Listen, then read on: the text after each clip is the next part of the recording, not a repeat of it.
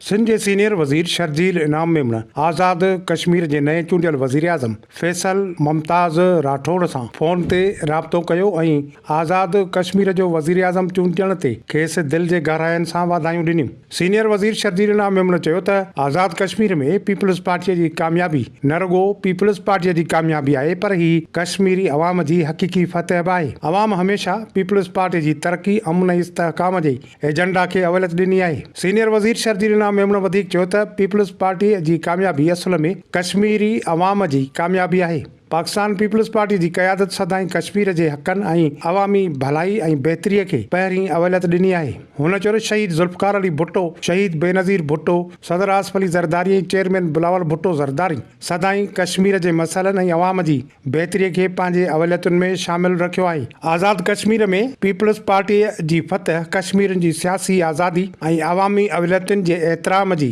अलामत आहे।